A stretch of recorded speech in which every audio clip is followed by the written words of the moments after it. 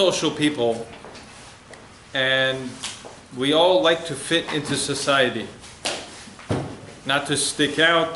The natural feeling of every human being is to mold with society and not to be different, not to feel different. This creates a potential problem for a Jew. Your typical Jew, religious Jew, has to walk around with wearing something on his head, has to have strings, not necessarily sticking out of his pants, but the Ashkenazim at least, they wear tzitzit, they're sticking out. You look different. You go to the airport, a lot of times this happens, where you have to pray. And you feel uncomfortable, and you look for the corner where hopefully no one would see you. Worse than that is when you have to put on tefillin. You're forced to be on a flight, we have to put on tefillin. And you're nervous that they're going to pull you down, and nervous that you're going to blow up the plane with these boxes on your head. It's hard to feel different, and it's a very uncomfortable feeling. As Rabbi Becher one time put it, he said he was at the airport once, and he sat down in the terminal before the flight. He took his cup of coffee. Before he drank it, he made Baruch Ata Hashem Shakol Nivar, made it quietly. There was a lady, a non-Jewish woman, sitting across, and it looked very weird to her. She said, "Rabbi, can I ask you a question?" He said, "Sure." She said, "Do you always talk to your coffee before you drink it?" So that's a typical activity of a Jew. Daily, you go through life. It's hard not to want to fit in and to mold with society, not to look weird, not to look different. I want to spend a few minutes tonight to get the proper perspective of how a Jew should be thinking in life. When you're walking in the streets, when you're going through Manhattan and surrounded by thousands and thousands of non-Jews, and you're the only one who looks different, what should you be thinking at that moment? Should you feel uncomfortable or should you not? If you take a look and analyze the different religions and their beginnings, you'll find that all the revelation narratives follow a similar pattern. You start off with Christianity. Christianity begins when a man by the name of Paul, you must have heard of Paul. Paul was really a Jew. His name was Shaul, that was his name. And he was walking on the road alone to Damascus. And on this trip, he has a revelation. Jesus appears to him and tells him the whole story of his life. At this point, Jesus was already 30 years dead, according to the Catholic Church and the historians. And Shaul, this Jew, he on the spot converts and becomes a Christian. He accepts Christianity. He changes his name from Shaul to Paul. This is the famous Paul in Christian writing. And he comes back from this long walk, this long journey, and he tells everybody about his revelation and the discovery of Christianity. And this is when the religion begins, in a nutshell. One man's lone experience on the road to Damascus, he has a revelation from Jesus. And it's interesting that both of them were Jewish. Even Jesus was Jewish. And the Gemara has a lot to say about Jesus. But one man's experience and revelation about this new religion that Jesus wants him to start. Someone once pointed out, he says, it's unbelievable how you have millions and millions and potentially billions of people worshiping and bowing down to a Jew, to Jesus. And he said, you tell me God doesn't have a sense of humor? Right? That's the entire Christian religion, is them worshiping a Jew. You move on to Islam, 610 CE. Islam began when Muhammad drops to the ground in what looks like an epileptic fit. He had some type of seizure of some sort. And he gets up and he claims that it wasn't an epileptic fit and it wasn't a seizure. Rather, it was a form of prophecy. The angel Gabriel came to him in a vision, and he told him, he directed him about everything that God wants. This is the new religion and what life's all about. This continues for many years. All these teachings that supposedly Gabriel, this angel, related over to Muhammad, he writes down all these messages in their book, the Quran. And this is how the religion began. Muhammad writing over all these teachings in the Quran. Once again, you have one man alone in his experience, in his revelation from this angel Gabriel, which no one else knew about. And hence the religion began through Muhammad. You move on to Buddhism. There was a wealthy Eastern prince in India. His name was Prince Siddhartha Gautama. I hope I'm pronouncing this right. Siddhartha Gautama. He was from a royal family. He was a bit empty from his life. He felt like the emptiness, he needs something real. He decided to go for a walk. And for many days in a row, he went up to the mountains and by the trees, by the forest. He would sit under a tree and he would meditate. Many days of meditation. One of the days, after many days of being under this tree, this birdie tree, his body was below the tree and his soul ascends up high to the 8th stage of trance insight. And he achieves knowledge of all that there is to know in life, apparently even more than King Solomon and Moshe Rabbeinu. He becomes a figure of some sort, a godly figure, a Buddha, which is some form of God. And in the kindness of his heart, for our sake, he comes back into this world from all the way up high to be able to relate all these messages to mankind. This is, again, one man. His revelation is claimed that someone came to him in these prophecies and this revelation, a lone experience, and no one else there to witness this revelation. That's how Buddhism began. About 2,500 years ago was this Eastern prince. Same thing with the Mormons.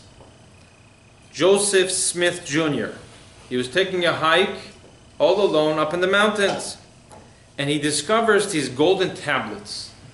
These golden tablets that were written in Reform Egyptian, a language was only known to Joseph Smith. No one else knew this language. And right next to the tablets, conveniently, was a dictionary that translated from Reform Egyptian into his language, into modern English.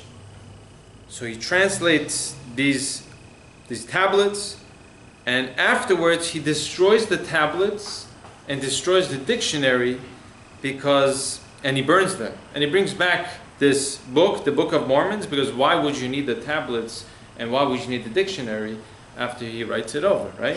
You don't need it. It's not like anyone needs the proof. He gets rid of it.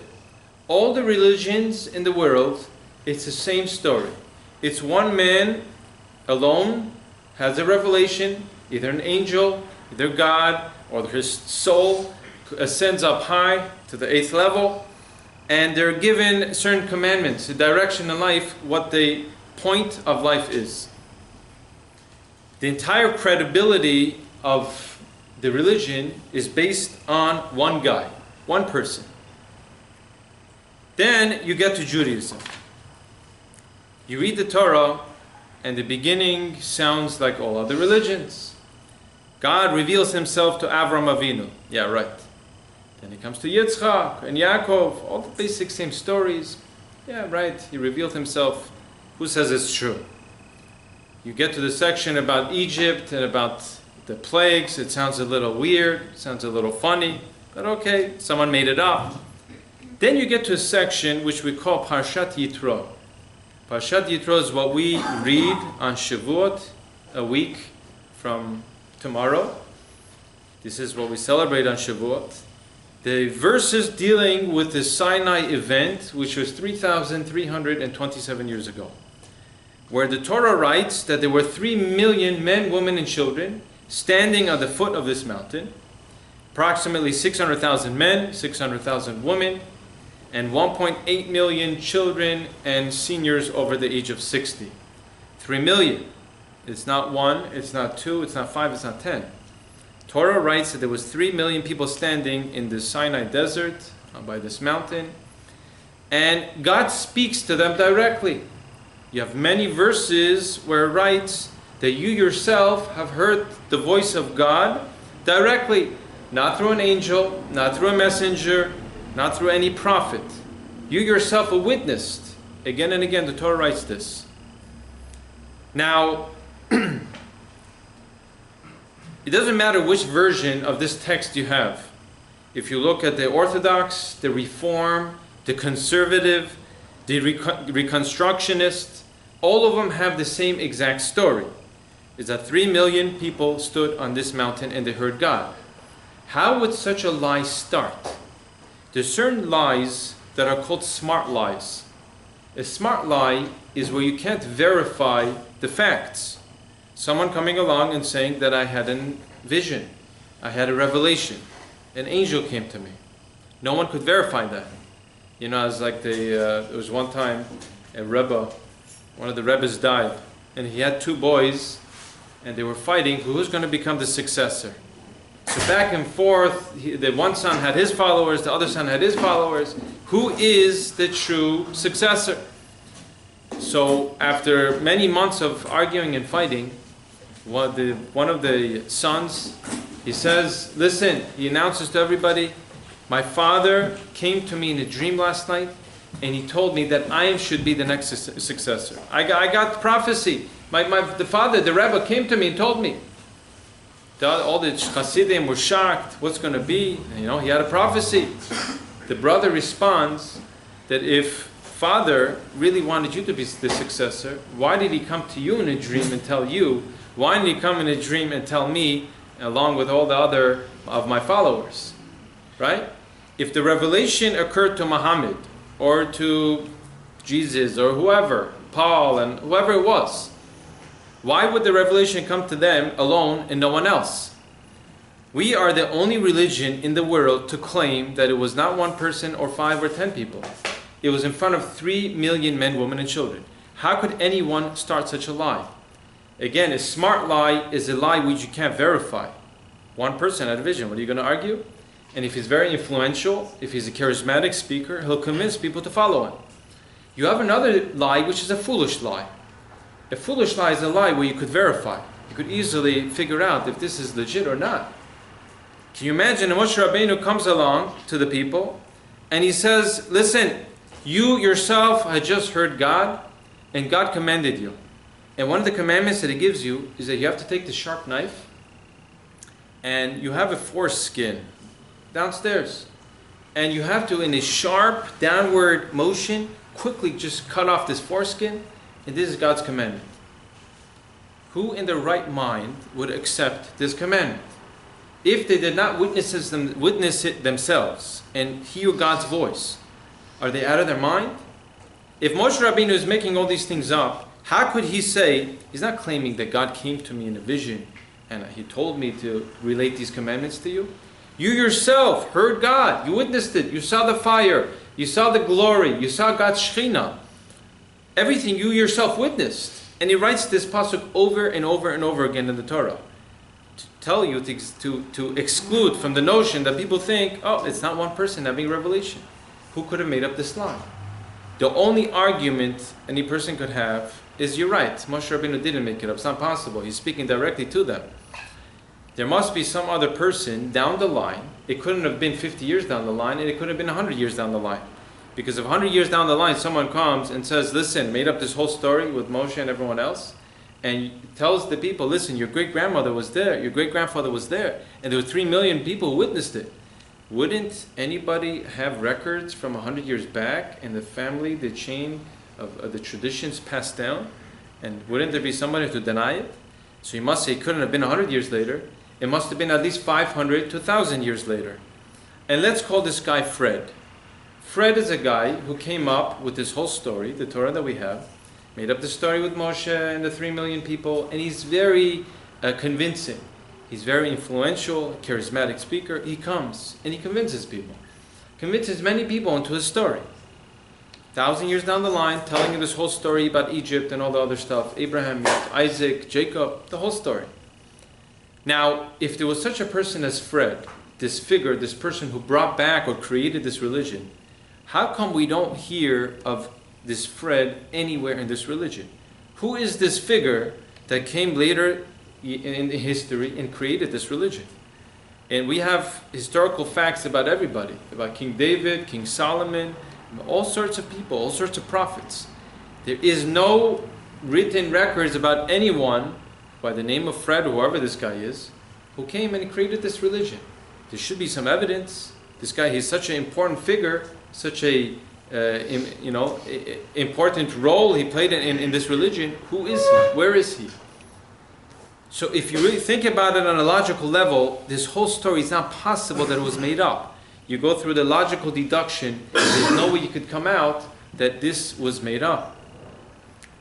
Now, just to point out a few other things, Moshe Rabbeinu also telling them in this religion, listen guys, there's a mitzvah, commandment that God says by the 3 pilgrimages, that you have to go up to Jerusalem, you have to go up to the temple. All men over the age of 13 have to go up to the temple. What's going to be with all the women and the children? Don't worry. There's a guarantee. God said He's going to protect you. You're going to be gone for 3-4 weeks, and there are going to be a lot of enemies and a lot of people around, crazy people around. Don't worry. Your villages, your cities will not be attacked.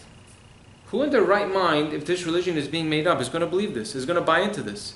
You're going to risk the life of your wife and your children? I would never do such a thing. I don't care how influential and charismatic this guy is. Why in your right mind would you believe such a thing and put your family at risk? Another commandment. This person, whoever it is that created this religion, comes along and says, listen guys, you all have farms. You have to understand, back in those days, everything was agriculture, everything was farming, the crops. There's a commandment where the 6th year of every year is the last year you work the land. Once you work the land, the 7th year, you have to leave it fallow. You can't work the land. You don't touch the land. What?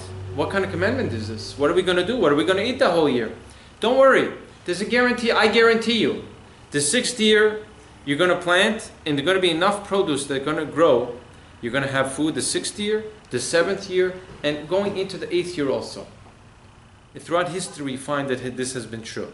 Who in their right mind would buy into such a logical argument or such a guarantee?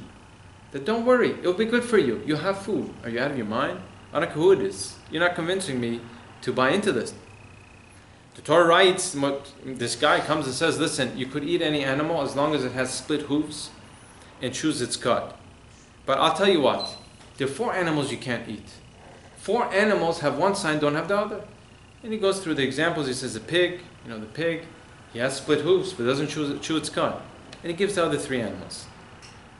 And throughout history, amazingly, and at that point, this is going back 3,300 years ago, there were so many areas in the world that were not discovered. So many continents, so many countries that weren't around. How could anyone have known and give this guarantee that there are only 4 animals that have split hooves and don't chew its cud, or chews its cud, don't have split hooves? One sign or the other. How's such a thing? How could any human possibly have known this? We're the only religion in the past 5,700 years to claim, only religion in history, the only group to claim that God spoke to us directly. The 3 million men, women, and children, something a claim which is absurd if someone was making it up. And the Torah and Devarim, in the 4th parak, Pasuk Lamed Daled, the Torah challenges us. Torah writes, to find me any other nation that will claim that they heard God speaking to you through fire, through thunder and lightning. Now, interestingly, all the other 5 major religions, the major 5 religions, all of them, although some Jews don't believe in the story that we stood on Mount Sinai, every single of the 5 religions claim that this event took place with the Jews on Mount Sinai. You will not find one Christian, one priest, one Buddhist, one Islam, the most holiest of their, achuns and whatever they have, that will come claim, yes, the Jews got the Torah, yes, the Jews got the Torah 3,327 years ago on Mount Sinai. They all agree to this. Public revelation was only by the Creator to the Jews. They all agree. However, they go on to claim that the God, at some point, the Jews sinned and God left them. God abandoned the Jews. They were sinners. They weren't deserving. And at that point, Muslims would say Yishmael took over. Avram had 2 kids. And it's amazing how the Muslims, a lot of the stories, coincidentally, happens to be very similar to the Jews. I told you guys this story. The story, I was in Plainview, and for Sukkot, I just say it over. People weren't here. And Sukkot, I was building my sukkah in the backyard. I lived upstairs in a duplex, and under me were a couple. It was a husband and wife who were religious Muslims. Moving into that apartment house, it was only for Shabbat we went there. So I was a little uncomfortable. I told the guy, I'm on top of Muslims. Who knows what they're going to do to you? So the guy's like, don't worry, he's a nice guy. He's a very nice guy. So, okay, I took his word for it. I go there, he was a nice guy. He saw me building the sukkah, it must have been 2 years ago, in the back, and he comes over and he says, he was a handy guy, and I don't know what I'm doing. He put up a sukkah, it was a metal sukkah. I was able to do it, but he's like, listen, it's not stable. You want me to help you with this? Please, help me. He spent about half an hour, 45 minutes helping set up the sukkah and making it very stable, very, very solid. Then he tells me, this couple days is also our holiday. I said, no kidding. Which holiday? He says, the holiday is in your Torah, is in your Bible. I said, what are you referring to?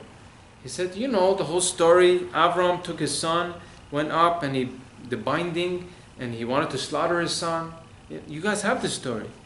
I said, yeah. He said, yeah, Avram took his son, Yishmael, and he bound him on the altar, on the Mizbeach, and he was about to slaughter him. And I heard this, I'm like, no way. They took this story, copied the exact story, and conveniently just changed one minor detail. Instead of having Yitzchak in the picture, they put Yishmael. Our entire religion stands on that merit. We blow the shofar on Rosh Hashanah because of the ram that Avram put on the Mizbeach instead of Yitzchak. And we pray in that merit every day. The first thing in Shachrit we do in the Korbanot section is the Akedat Yitzchak, the binding of Yitzchak. They changed the story around. And they said it's Akedat Yishmael. Right? Amazing. I asked them, how come it's a 3-day holiday? I knew the reason. He's like, I'm not sure. It's a good question, I always love to talk to him about different things. I have many stories with him. So he said, I'm not sure. I knew the reason. If you look at the Torah says that it was a 3-day journey to get to this mountain, Mount Har HaMoriah.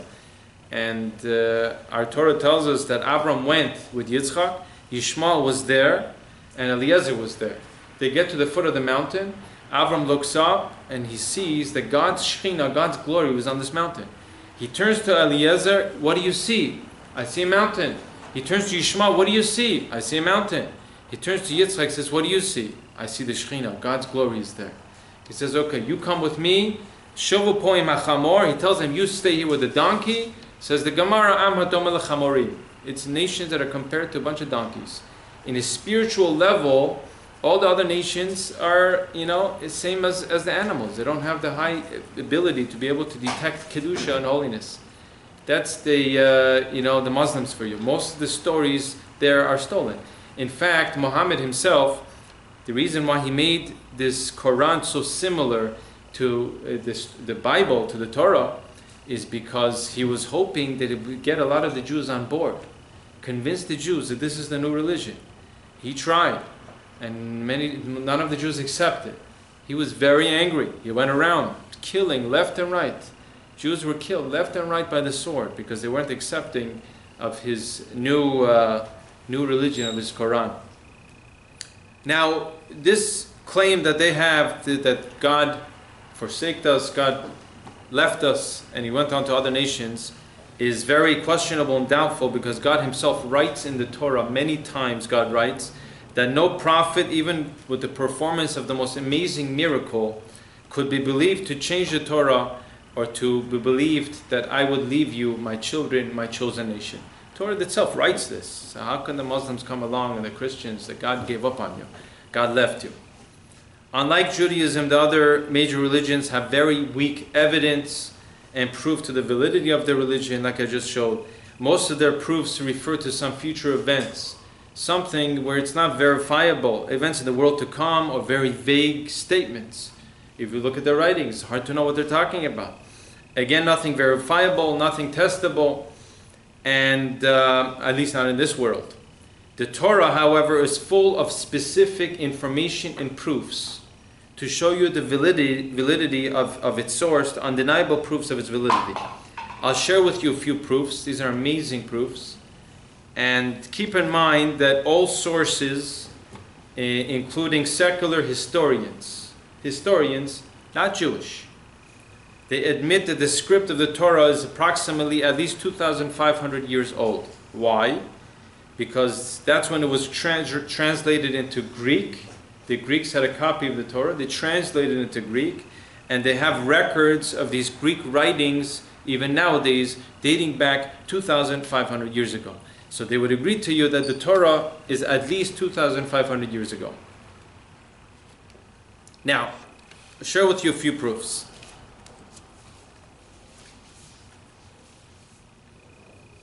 The New York Times in 1990, they had a radical revolution in scientific thinking that the gender of the embryo is not finally determined at the moment of conception, as they thought until then. Rather, it's some 40 days after conception. You have 40 days until after conception till the gender of the child is determined. This is something which the Gemara on Brachot on Daf Samech Amud Aleph 60a writes clearly, something which the rabbis knew from 1,600 years ago, 1,700 years ago, writes explicitly that you have until 40 days to pray for the gender of the child. And one, depending on if it has a boy or a girl, you could pray for whatever you want. And you're supposed to pray. Of course, all Persians are praying for boys, and I had 3 boys, like, everyone would ask me, so you want a girl now? Yeah, I guess, but my 4th one was a girl. 3 boys and then a girl, Baruch Hashem. And my wife's like, just wait, you'll see, you'll love her more than all the other ones. Like daddy's girl, and Baruch Hashem, she's cute, I have a great time with her. So, how would the rabbis know such a thing? 1,600 years ago. Something which scientists just discovered in the 1990s. How would they ever make up such a fact? 1925, science revised its concept of how many stars exist in the universe. Right? 1925. Based on Einstein's theory, it was 1.06 times 10 to the 21st power. Now, if you look at the Gemara in Brachot on page Lamed Bet Amud Bet, page 32b, look what the Gemara writes. I'll translate to you the English, and then it's unbelievable. It says that there's a pasuk in Yeshaya, Isaiah, where the prophet writes that Hashem has forsaken me. This is repeating what the Jews were saying at the time, destruction. Hashem has forsaken me and the Lord has forgotten me. It's a repetitious. The Gemara asks, why do you have to repeat this? The same thing, forsaken me, forgotten me. Now listen to this midrash the Gemara quotes. Rish Lakish says, the people of Israel said before Hashem, Master of the universe, when a man takes a second wife after his first, he still remembers the deeds of the first. You, however, have both forsaken me and forgotten me. Look what God responds. Holy One, blessed be He, answers her, my daughter, 12 constellations have I created in the firmament. For each constellation I have created 30 hosts. You're not going to know what some of these words mean, because I don't know what they mean. And for each host I have created 30 legions. And for each legion I have created 30 cohorts. And for each cohort I have 30 maniples. And for each maniple I have created 30 camps. And to each camp I have attached 365,000 of myriad of stars, corresponding to the days of the solar year. And all of them I have created only for your sake. And you say, you have forsaken me and forgotten me? Can a woman forsake her suckling child? This is the end of the Gemara. If you ever have time in your hands, free time when finals are over in the summer, come compute and do the math on these numbers that I just gave you. You will come out to 1.0634 times 10 to the 18th power. Einstein was off by 3. The times, instead of 10 to the 21st power, he got the same number, 1.06. Instead of times 10 to the 21st power, we know it's times 10 to the 18th power. So Einstein was human, he was a little bit off. How is it possible, something which is recorded 1,600 years ago, Einstein's theory, Einstein was only able to figure this out in 1925, something which the rabbis wrote clearly in black and white, dating back. We have scripts, we have proof of the Talmud dating back 1,600 years ago, in undeniable proof how the rabbis knew such a thing. Louis Pasteur, in the late 19th century, he spent 30 years fighting the entire scientific establishment to convince them that insects carry disease, that insects are carriers of disease. If you look at the Gemara Ketuvot, the Gemara clearly writes that insects and bugs can carry diseases. Once again, how did the rabbis know of such a thing? Until 1963, scientists still believed that nothing the mother saw or heard had an effect on the fetus that was inside her stomach. Today it's accepted by scientific wisdom that everyone agrees that what the mother hears and what the mother sees has a direct effect on the fetus, on the child inside her stomach. Something which the Gemara writes from 1600 years ago. Some of the rabbis, their wives, would go when they were pregnant into the Beit Midrash, and they would want to hear the words of Torah. Why? To have an influence and effect on the soul of this child. We believe the child learns the entire Torah before it comes out. And when it comes out, the angel hits it and it's forgotten. And says, God, your mission in life is go to learn everything that I taught you in the womb. Listen to this one.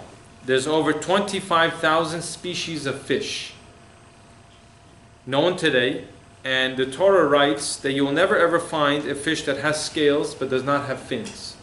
Torah writes this clearly. You will not find a fish that has scales and no fins. At that point, they didn't know so many parts of the world weren't discovered.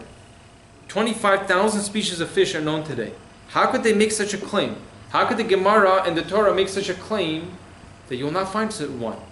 If you found one, you will disprove the entire Torah, disprove this religion. Until today, there hasn't been one found. How can they know such information? Torah, we mentioned this about the Shemitah. How can you make such a guarantee? The 6th year. Don't worry, I'll take care of you. 7th and 8th year. The Midrash writes that in the end of days, everyone is going to be afraid of a world war, which the entire world will be devoured in fire in a brief moment. This is a Midrash Rabbah. Until the dawn of nuclear age, people were wondering, what is this Midrash talking about? How is it possible within a few seconds the entire world will go up in smoke and fire? And now we know, the rabbi is telling this is 1600 years ago. They knew. Somehow they knew. You could see easily World War III taking place, especially if Trump becomes the president. Right? And, nuclear warfare within a matter of seconds. And in fact, the Vilna Gaon writes that it's going to be a very short war. There's going to be a lot of casualties, a lot of people passing away. At least 2/3 of the world's population is not going to have the merit to live. We live in times of such immorality, such sickness going on around us. 2/3 of the world is going to pass away, perish in this war. Torah writes, another proof, coming to the end, there's a Midrash writes that there's an amazing fact. There's a Midrash Rabbah from 1600 years ago, writes that the Koto Maravi, the western wall, will never ever be destroyed. Yerushalayim was attacked 9 times in the past 2,000 years. 9 times by the Romans, by the Greeks, and they wiped out everything. They put on fire the Beit HaMikdash. We mourned Tisha B'Av for both the temples that were destroyed. They came ransacked and they plowed under, they did everything. For some odd reason, this western wall remained there. How could it be, if you're destroying everything, why would they leave that western wall hanging there? This western wall, which even the scientists, the secular historians and scientists can prove from carbon dating, figure out these rocks, how old are they? They'll tell you that this thing has been here for the past 2,000 years. How is it possible? Why wouldn't the Romans, when they're destroying everything, show their power and their might and destroy every last rock that is there? Right? How does it stand for the past 2,000? And this was prophesied, that the western wall will never ever be destroyed. Torah tells us that when the Jewish people are expelled from Israel, the land of Israel will remain desolate until they come back. For hundreds and hundreds of years, Israel was nothing, was empty, desolate land. Just until this century, the beginning of this century, when the Jews started migrating back into Israel, is the land of Israel flourishing. These are unbelievable facts that no one could have known. I'll share with you one last one. This is from the Zohar. Rav Shimon Bar Yochai, when he was in his cave, he was in chilling for 14, 11, whatever it was, 12 years he was in the cave, eating carobs and drinking water from the pond. He comes and he writes in the Zohar the following words. I'm translating the Zohar.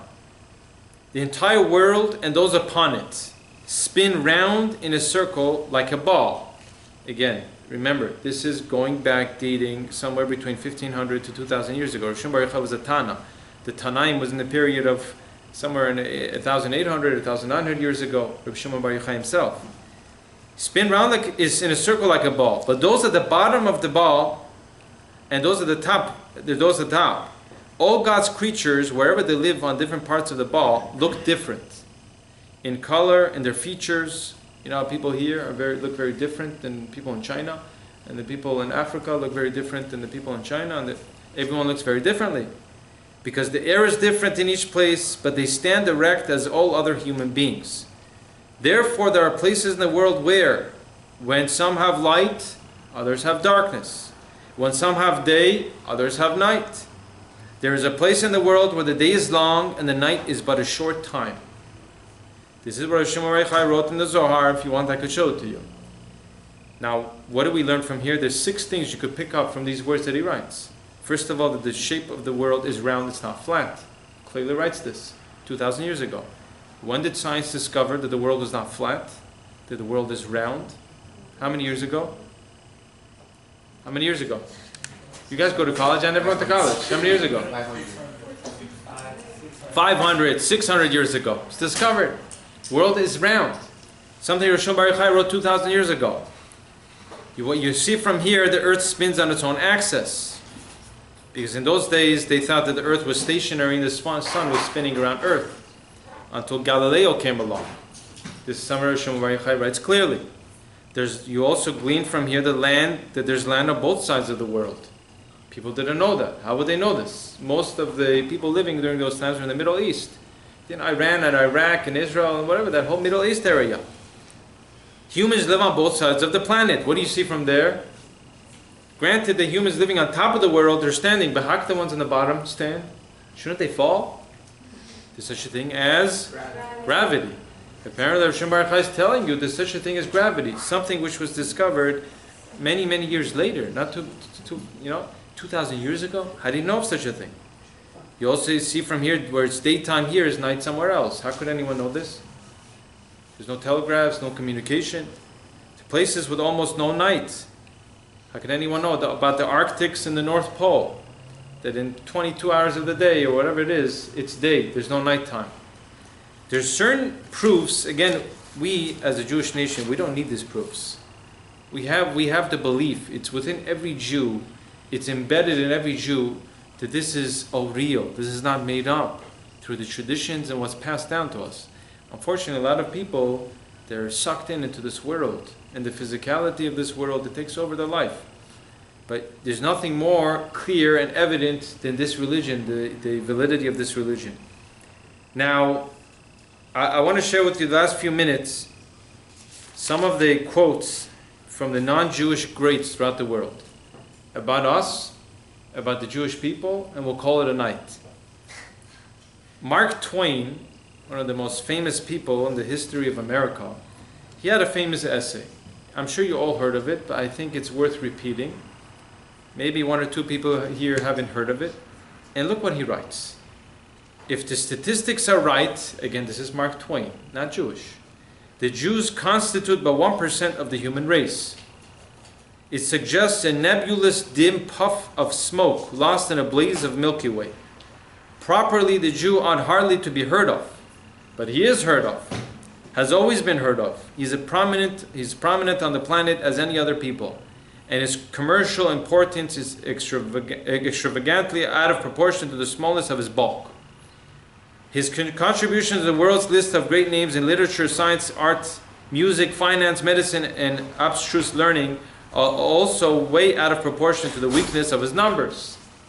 He has made a marvelous flight in this world in all ages, and has done it with his hands tied behind him. All things are mortal but the Jew, all other forces pass, but he remains. And he concludes this essay, what is the secret of his immortality? This is Mark Twain in his essays. What is the secret of the Jew, of the Jewish nation? Here's another one. Ernest van den Haag. I hope I'm saying his name right. He asked to make a list of the men who have most dominated the thinking of the modern world. Many educated people named Freud, Einstein, Marx, and Darwin. Of these four, three of the four were Jewish. The only one who was not Jewish was Darwin. In a world where Jews are only a tiny percent of the population, the Jews, in the world, there's over 7 billion people. 7 billion, we only number about 12, 13 million. That's less than 0.2% of the population of the world. What is the secret of this disproportionate importance the Jews have had in the history of Western culture? Quote number 3. Listen to this. Nobel Prize winners. At least 193 Jews and people of half or three-quarter Jewish ancestry have been awarded the Nobel Prize, accounting for 23% of all individual recipients worldwide between 1901 and 2013, constituting 37% of all U.S. recipients during the same period. 37%. In the research fields of chemistry, economics, physics, and physiology, medicine, the corresponding world and U.S. percentages are 27% and 39% respectively. Among women in the four research fields, the Jewish percentages are 38% and 50% respectively. Of organizations awarded the Nobel Prize, 23% were founded principally by Jews or by people of half Jewish descent, make up of approximately 0.2% of the world's population. Somehow we managed to take so many percentages of the Nobel Prize prizes. What is the secret? What is the secret of the Jew? Share with you one or two last ones. This is a quote, and tell me if you could figure out who said this. Some people like the Jews, and some don't. But no thoughtful man can deny the fact that they are, beyond any question, the most formidable and the most remarkable race which has appeared in the world. Who says this? Who? None other than the Prime Minister of Great Britain, Winston Churchill. Winston Churchill? Is what he says about the Jews. What's up with the Jews? So, what is the secret? There's a Ramchal, Rav Moshe Chaim Luzzatto, and a Rabbeinu Yonah. I'll share with you the secret, in my opinion, this is what they write. He says that every Jew is obligated to understand this point very, very clearly, is that the Jewish nation descends from royalty. The most important obligation any Jew has in life is to know who they come from. That I'm not just a simple, average, typical person. I am beyond importance. I'm more important than anything else in this world. This is not arrogance. This is knowing the truth. It's not being arrogant. And knowing who you come from. Says the Ramchal that when Avram Avinu went against the entire world, he injected into every one of his descendants the DNA to be able to stand up to all forces, to all religions, to anything else in the world. Avram Ivri, it was called. Avram was on one side of the ocean, one side of the river. All the other people were on the other side. Everyone was doing idol worship. Avram risked his life to be thrown into a furnace, not to bow down to idols. Says the Ramchal, when Avram did that, his DNA, which we passed down to all his descendants, became a different DNA. Now every single Jew has the ability to fight the world, to go against the world, to be willing to give up their life for their beliefs. Embedded in every Jew is a drive for spiritual success, for spiritual greatness, like Yaakov Avinu. Yaakov Avinu was the greatest of the fathers, and his whole life was attachment to God and His Torah. When Yaakov Avinu passed away, he passed down in his DNA to all his children this drive, this thirst for spiritual greatness. Unfortunately, a lot of people channel this drive to other areas. Whether it's for Nobel Prize winnings, it's not necessarily a bad thing, or other areas where they caught up and their whole life becomes pursuing money and amassing more wealth and building nicer houses, and their whole life becomes this one pursuit of physical, financial success. And they forget where the roots, where this DNA is coming from, this drive. This was a drive that's planted in every Jew to reach high levels of spiritual success. Where God's telling you, you're created for greatness. You have such potential. I don't care who the Jew is. A guy who's the most simple Jew in the world, who feels that I'm just a little old nothing, is created for greatness. When Yitzchak Avinu was willing to give up his life on that Mizbeach, and his father was ready to slaughter him, he injected in every one of his descendants to be willing to give up their life for their religion. And how many people throughout history were willing to give up their lives and not to bow down to the idols, and not to change their religion to becoming Muslim or accepting the Christianity, to give up their life. And this is the greatness of the Jews. Do we need proofs of the Torah's validity? We don't need proofs. It's built in every single person. Why are there so many deniers? I'm going to discuss this hopefully after Shavuot. Next week we're off. 2 weeks from now I'll discuss why there's so many deniers. The rational, logical explanation behind why a person claims he's an atheist. How is it possible? So many clear proofs. Does atheism have any validity to it? And we'll discuss that. It's an interesting lecture. But every Jew has to understand that you're created for greatness. People know of the 10 Commandments. You know, when we read the Parsha next week on Shavuot, and you read the 10 Commandments, you hear over, people don't know the part before the 10 Commandments. You know what God commands the Jewish nation? He says the following words, Va'atem tiyu li mamlechet kohanim v'goy kadosh. That you should be for me a kingdom of leaders and a holy nation. You're the light unto the nations. People will see you and they'll have, wow, there's something special about them. Something extraordinary about this Jewish nation. We're different and we're supposed to act different. We're supposed to talk differently. People see you in the streets, people say that's a Jew, and you're supposed to have respect for the Jew. My wife, when she was working at Booth Hospital in New York, the people there's a lot of the workers were lowlifes, including the doctors, some of the doctors. People think like, someone was talking to me about, how the parents want them specifically to marry someone with class, specifically marry a doctor.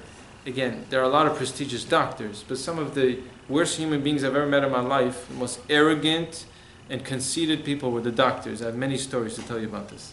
Many stories. And I'll share with you one story. You guys have 2 minutes? One quick story. My oldest son, my wife took my 3 kids, this is going back 4 years ago, to the doctor's office. And when the doctor's office, my oldest son was running. Don't ask me why there was a table with a very sharp table with a corner that was very sharp. Why in the children's pediatrician office there's such a table? He fell. He slammed his face into the corner of the table right here. God had mercy that it wasn't his eye. He would not be able to see today. My wife calls me freaking out. We need to take Shua to the doctor, to the plastic surgeon. He needs surgery right away. My heart drops in the middle of yeshiva. I dash out of there. And I see in the car that Shua's entire head is bandaged up. And he's bleeding. All over he's bleeding. We don't know what to do. Who should be the plastic surgeon? It's on the face. It's going to potentially leave a scar. So I call one of my wife's cousins who worked in Hatzalah, New York. And they all said, you should go with this plastic surgeon, Dr. whoever it was. Now, our pediatrician had tried reaching this doctor. He's the one accepted by all Jews that everyone goes to him. He's an Israeli guy, and everyone uses him. So he didn't pick up the phone. So the pediatrician called the number 2 guy on the list. Whatever the guy's name was. Let's call him Dr. Green. Jewish guy. And we didn't know about this. So as we were driving there, we would try to get through to the other doctor. We finally get through to the Israeli doctor. the top plastic surgeon. And he says, yeah, no problem, I'll be right there. So my wife was in touch with the doctor. The doctor said, yeah, but I already told Dr. Green to be there. So please call him and let him know. The doctor, my wife hangs up the phone, the Dr. Green calls us, and he says, I'm waiting for you in front of LIJ. I'm ready to do the surgery. I'm like, oh gosh, what am I going to tell this guy? Not knowing what to do, we drive there, and I see this guy standing there. I made a mistake. You'll see why I made the mistake. Back and forth, my kid needs surgery, he's bleeding all over. You have to understand, I wasn't in the right frame of mind. I go out, I figured I'll explain to him that, yeah, please, you have to understand, it's very difficult, and for us, it's a hard decision. But so I go over to the guy, and it says, Dr. Green, with all respect, I hope you forgive me, but we have this other doctor, Dr. So-and-so, and our family members have used it, and etc. Dr. So-and-so, who do you think he is? You're a bunch of... And he starts cursing me out in public, screaming off the top of his lungs. He's all red because apparently it was like an insult to him. He'd rather use this other doctor than me. And afterwards I found out, when I saw the bill, that it was this 20-minute surgery, which this Israeli guy rolls in with his Crocs, and he's like totally chilled out guy. He comes and he does the surgery. It was horrible surgery. I had to hold my son down, and they had to go inside, check to see if inside there's pieces of wood. It was a disaster. So 20-minute surgery charged. He got $13,000 for that surgery. I realized after why that Dr. Green was so upset, but just his reaction of not understanding at all where I'm coming from, that this is a very emotional decision, it's very difficult for us, and he was cursing me out with the worst words you could possibly imagine. I don't even want to refer to the words here, in public. And I'm like, this is a doctor for you? This is he cares about people? Or he cares about his money? The 20-minute surgery would give him, granted, it's a lot of money, maybe I would have also been upset, but come on, But so how did I get into this? Go on tangents. But yeah, people channel the energy, Jewish nation, where God says you're supposed to be a kingdom of leaders and a light unto the nations. My wife, who worked in that hospital, all the co-workers knew that around my wife heard them in the other room, they would curse left and right.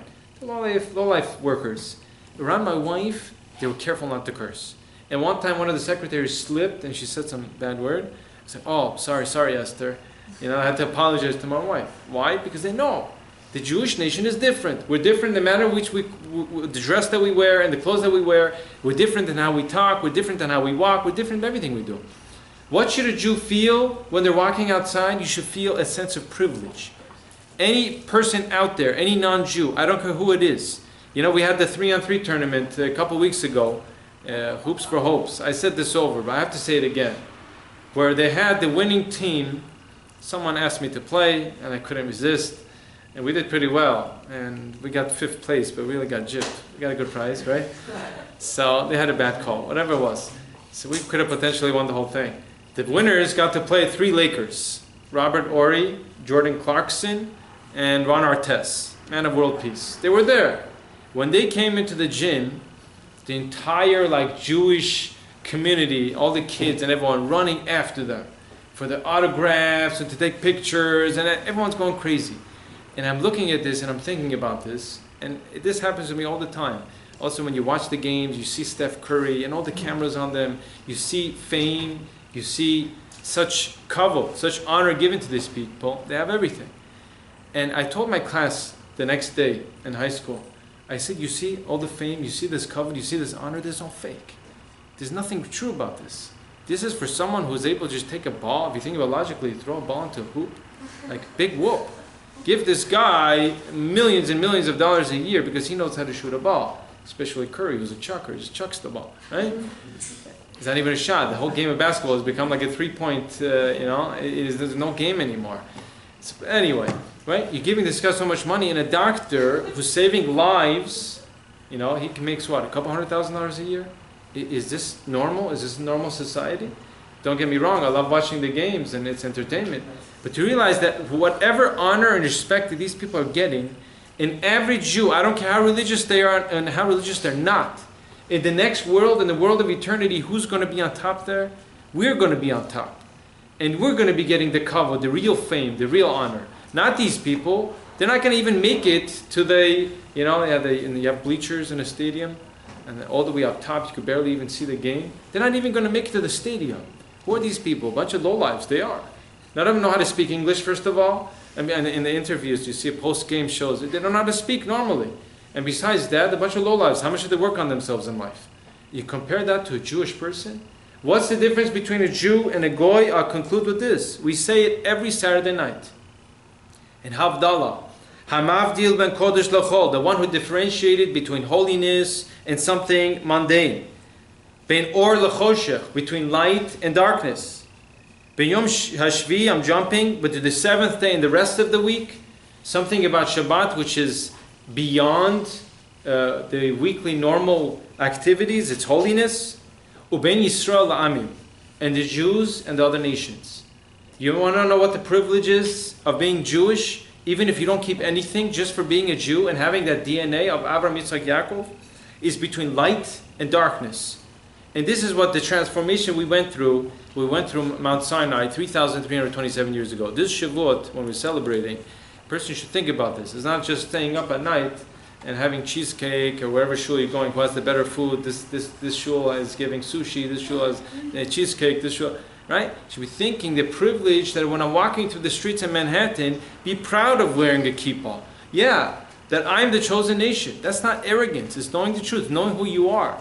A person who's the king of the son's king, a son of Obama, I would hope, it's a bad example because these days the standards have gone down, knows that they're royalty. You walk around with royalty, a sense of pride.